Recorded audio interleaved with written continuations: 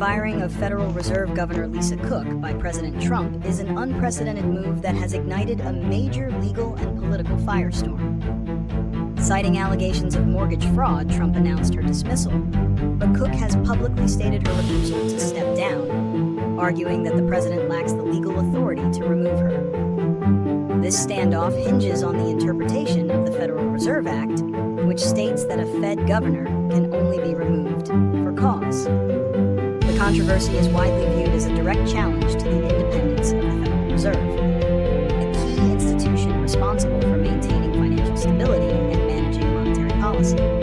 Critics fear that Trump's action is an attempt to politicize the central bank and install a loyalist who would support his calls for lower interest rates. The legal battle is expected to be protracted and could ultimately reach the Supreme Court, with potential far-reaching consequences for the integrity and credibility of the U.S. financial system.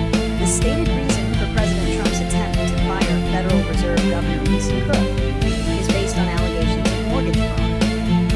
In a letter posted on social media, Trump claimed that there was sufficient cause to remove her from office, citing accusations that she had made false statements on mortgage agreements for two different properties.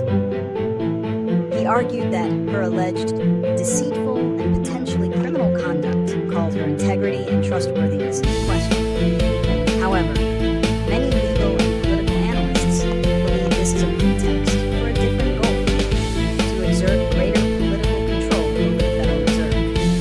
For months, Trump has been publicly critical of the Fed's decision to maintain interest rates, arguing that they should be lowered to stimulate the economy. By removing Cook, who has supported the Fed's current policy, Trump would create a vacancy, allowing him to appoint a new governor who aligns with his desire for more aggressive rate cuts. This move is seen by critics as a direct challenge to the central bank's independence. The attempt to fire Federal Reserve Governor Lisa Cook and her subsequent lawsuit have triggered a major legal and political battle with significant consequences. The primary impact is the erosion of confidence in the Federal Reserve's independence. The Fed is designed to operate free from political pressure, ensuring monetary policy decisions are based on economic data, not political expediency. This action, regardless of its legal standing, sends a signal that the central bank's decisions could be subject to presidential whim, which can unnerve investors and the public. In financial markets, this move has created volatility and uncertainty. Investors who rely on the Fed's stability may become nervous about future policy direction, potentially leading to fluctuations in stocks, bonds, and the US dollar. The legal challenge itself will be a major consequence, likely ending up in the Supreme Court and setting a new precedent for the balance of power between the presidency and independent agencies.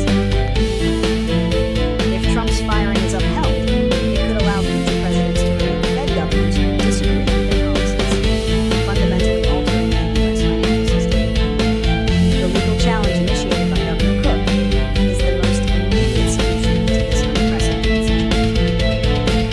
By filing a lawsuit, it is forcing a judicial review of the president's authority to fire a Federal Reserve governor. The courts will have to interpret the for-cause provision of the Federal Reserve Act, and the resulting ruling, especially if it reaches the Supreme Court, will set a critical precedent for the independence of the central bank. Another solution could come from Congress, which has the power to pass legislation to explicitly clarify and strengthen the for-cause provision, making it more difficult for a president to fire a Fed governor without clear evidence of malfeasance. Such a move would be a long-term fix, insulating the Fed from future political interference. Finally, a political solution could involve a broad, bipartisan agreement to respect the Fed's independence, thereby de-escalating